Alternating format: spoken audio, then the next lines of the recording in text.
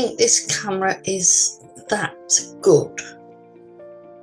This webcam, that is. I'm actually deciding to do a little Zoom recording today. I thought it might be a different way of recording our little chats. It means I'm more comfortable sat in my chair, wiggling around, and therefore my hands are free to, describe and show some of my things, or show and tell, so to speak. I've not got much to tell this week because obviously we started on our knitting podcast journey last week, so it's only been a week, but I have finished one item. I'm in the process of trialing some spinning to produce the Hoppy sweater by Lincoln Newman in hand spun yarns, hand dyed yarns, and obviously hand knit. So that's what we're up to at the moment. I feel as if I need to have my hair cut. I keep saying that to myself every week, but we'll do it one day, very soon. I've been quite tired recently, so I'm trying to be my normal self. So it's going to take time. Knitting has always been a help for me to process what I'm, generally trying to deal with at the time. So I've done a lot of knitting in the past year or two, as you know, because you'll have seen my episode 12 where I told you what I knit in 2022 and beyond, also 2021. And also I've started this new challenge for 2023, so that's going to keep me focused. Since we last spoke, I did do a little bit of spinning, so just bear with me 1 minute. I spun the bat that I carded last week, and as you can see, I've also spun in some mohair. I managed to get hold of some washed and scoured mohair, which I carded. And that was quite difficult because it's very soft, fluffy, angora-y type yarn. Not easy to card, but it wasn't too bad once you've carded it to spin. So I spun it separately and then plied it with the blue bat that I showed you carding last week, and I've plied it together. Can you see that? Ooh. Can you see that? So it gives it a nice little hank. It's the blue sort of bat has got other things in, like that pink lock, Wensleydale lock that was carded into the blue fibre, and but in general the blue fibre was quite consistent in the spin, so I'm getting to a good stage with it. Some of it is a bit thin and some of it is a little thicker, but that's practice, and I haven't had that much practice yet. And that's the same actually with the mohair too. So the more I practice with this, when I actually come to doing the Hoppy sweater, I'm hoping I'm going to have a very good consistent yarn. I'm also working on an older spinning wheel now, who I call Flossie. after great grandma, who was a knitter. She used to have a shop in her front room. My great granddad died in his 30s, so she was left to look after 3 children at the time. Unfortunately, one of the children died later at an early age. So she was left with my grandma and my great auntie, both great crafters. But Flossie, as we will call her, was a knitter, little designer, and she used to have a shop in her front room to help make ends meet, where she used to sell all her knitted clothes, mainly for children. And my Auntie Dolly, great Auntie Dolly, her sister-in-law, who was also the wife of her brother. So 2,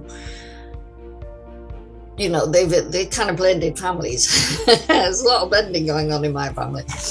So they used to knit together, because she also, great Auntie Dolly, also lost her husband when he was quite young, really. And that wasn't because of the First World War or anything. It was illness. So, anyway, she was a great knitter. So I named my Haldane Orkney style spinning wheel Flossie, after great grandma. And my bigger spinning wheel, which I haven't shown you yet, and mainly because I'm trying to find out what it is. I think it might be an import from wherever to the Outer Hebrides to spin flax, but because it's got a distaff and it's a castle style, and I'm thinking, I really don't know, but it is definitely antique, because when I got it, there was still some of the black, sooty remnants from when it would have been spinning in a black house. Scottish black houses at the time, and particularly on the Outer Hebrides, they didn't, because of the wind, they had very little outlet for the smoke from the fires, you know what I mean? So a lot of things, furniture, spinning wheels, were blackened by soot. So there's still a bit of that on it, and I've kept it, even though I've had it reconditioned. I've kept it as it is. But I had a little spin on it last week, and it was making a right old song and dance of it. This spinning wheel is a noisy spinning wheel, and Flossie is so quiet in comparison, even though she was built in the sort of 70s, 1970s. So the more I get to learn about the antique spinning wheel, I'll let you know. But antique spinning wheel has been called Dolly. So we've got Flossie and Dolly. Okay, anyway. So on Flossie, I have spun this so far this week. Now, oh yes, yeah, I said I'd got some mohair. This isn't the mohair. It's scoured, washed mohair fleece in the bag. And I got this from, I'll put it up on the screen because I've forgotten already, my brain's useless. And this is what it's like. So I've got about 500 grams worth, and they come in locks. And you really do have to pull them out a bit. Some of them were slightly felted, but that's okay. Once you get them on the carder, the carder is strong enough to deal with that. So that's the mohair fleece. That's what mohair looks like. Although it's not the Super Kid mohair, this is what it looks like before you get them lovely little puffy balls that you run alongside your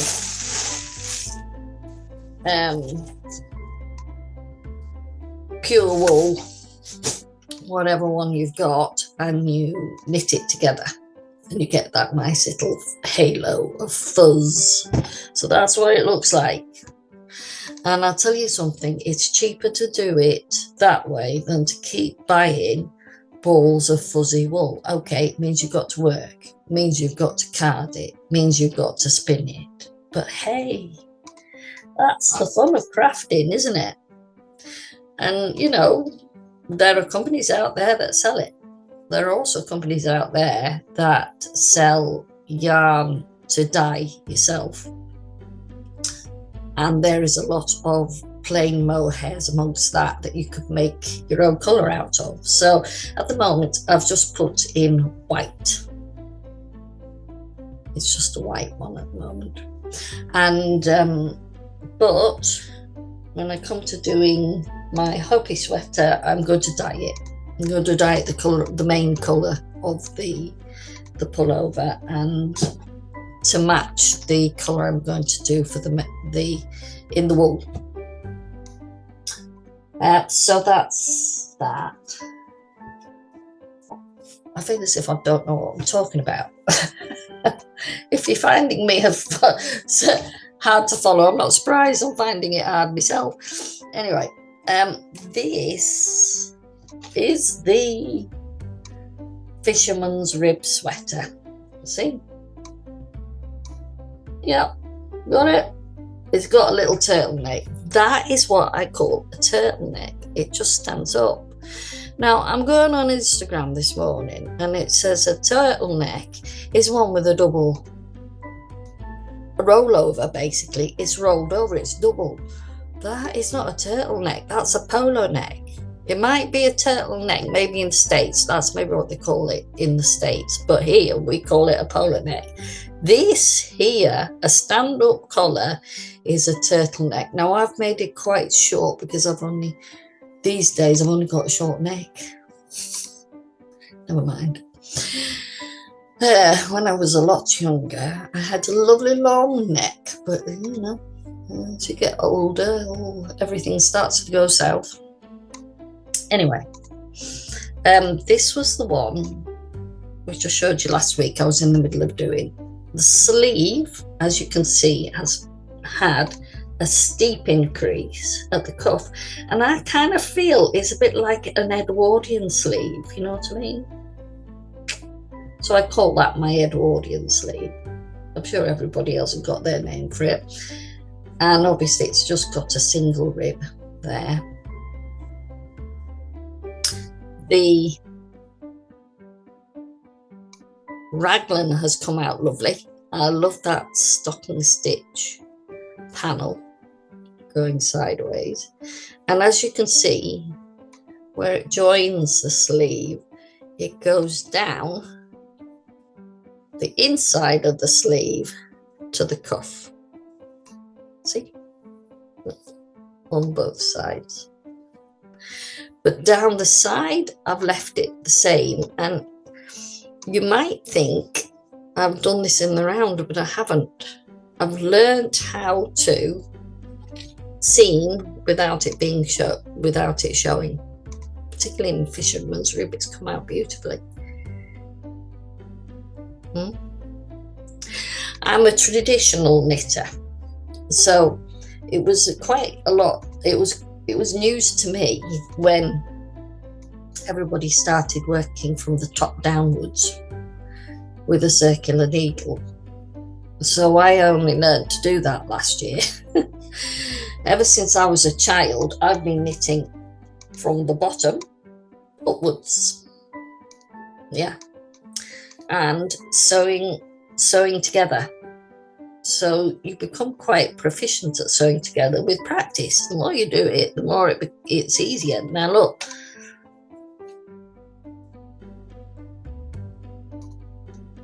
That panel there is a knot on a circular needle. I did a kind of a mattress stitch sew it up. Now that's come with time. I've not done that straight away off the top of my head. I've had to practice, pull apart, and I still do occasionally pull back if it's not quite right. The more difficult part I find is when you're sewing the rib, but that is not too bad. I think that's worked not too bad. There, see? I find that more difficult. When I finished the turtleneck, I'd finished on a stitch which left it with a gap, but I've actually faked it up here. So it looks as if I've got a bit of a rib there to join. So, you know, you find your ways. Now, fisherman's rib, this is a mock fisherman's rib.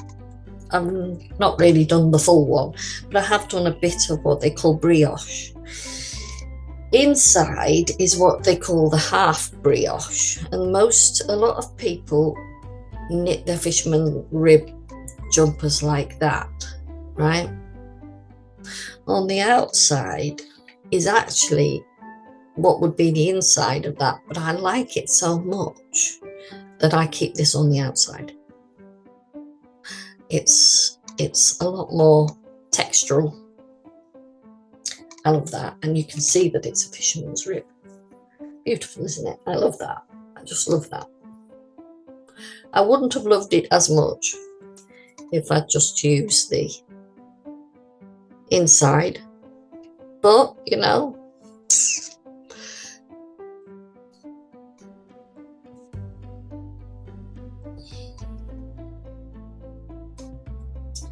so that's lovely and spongy. I love the feel of that jumper. Now, I talk about marling quite a bit, and that's because I was given a lot of coned yarn like a couple of years ago, and I thought, what am I going to do with that? Got to do something with it. I'm not just going to send it down the charity shop. So I said, look, can I keep it, and can I just trial something with it? So what I did was I got several threads together and marled it. Now you can see there's a lot of threads there. There's 1, 2, 3, 4. Actually, there's 5, and I knitted that jumper up down there that I've just shown you down there on 4.5mm needles or old 7s, and that it brought it, you know, it just beautiful and soft. Beautiful, soft, spongy. Now, you wouldn't think that when you looked at the threads, would you?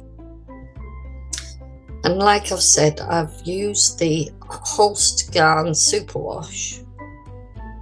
That's that one from Denmark. It's a Holst Garn Superwash in Calypso green. It's kind of a lovely lime green. And I've mixed it in with a black, as you can see there, the black, there's a black, a turquoisey blue, a white, and this one here is a cotton acrylic, and it is in a very pale aqua and a white together. So that's what I've joined up together, and I just give it a little knot there. I wind it up on my yarn winder into a cake, and I just knit from there. You might think it's a bit awkward to knit. Yeah, it can be. You can sometimes flick up one of the strands, but you see, I didn't spin these together. I sometimes in the past have spun the coned yarn together on my spinning wheel, but I didn't do that this time. I wanted to try it without, and it just comes out so lovely. I just get such a lovely tweedy effect from it. You can see how it comes out just using it like that. A lot of the coned yarn, I believe, came from Yeoman, which still is in existence today, because these were quite old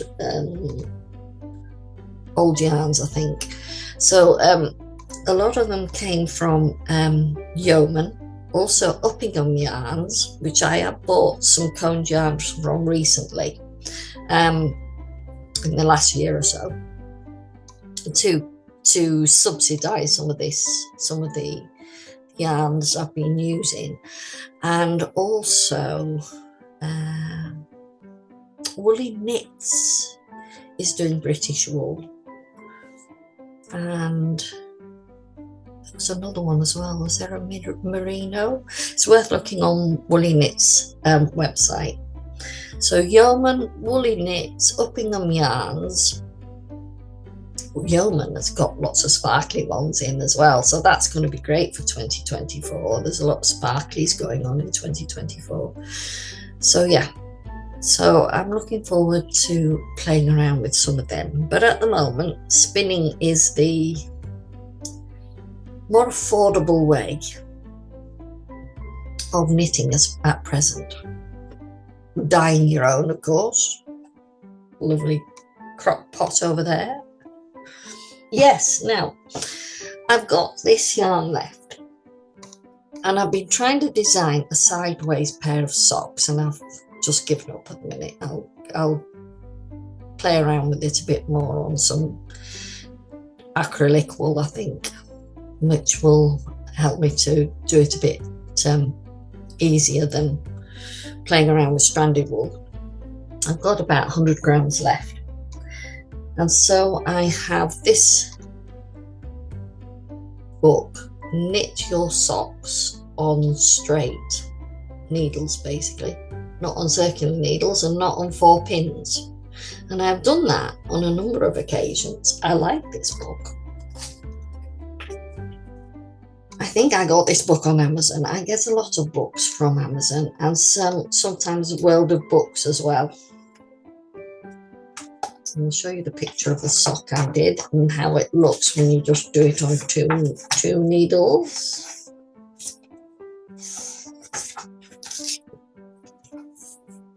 There you go.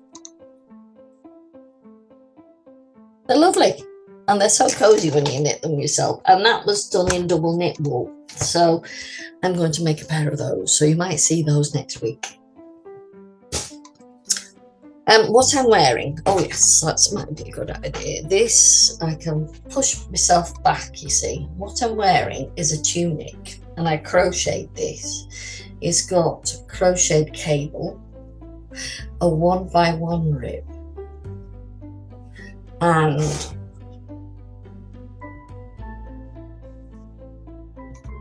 cutting sleeves there. And I just wanted a little bit of a butterfly wing. And if I sort of stand up a bit, it's got little butterflies on the skirt. Now I love highlighter colours, and it is my dream to be able to dye a highlighter colour, so that'll be coming up shortly anyway, because I would like to use this colour, probably a little more greyged, in my hobby sweater. So keep an eye out for that one coming up soon.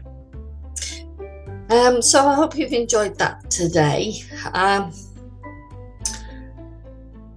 And next week perhaps we will look at how I've got on with my Aran sweater, which I've not touched again this week, and winding up some of this caked yarn, how I do it, what tools I use to get a good, a good caked yarn. So perhaps we'll do that next week. Remind me, because you know what I'm like.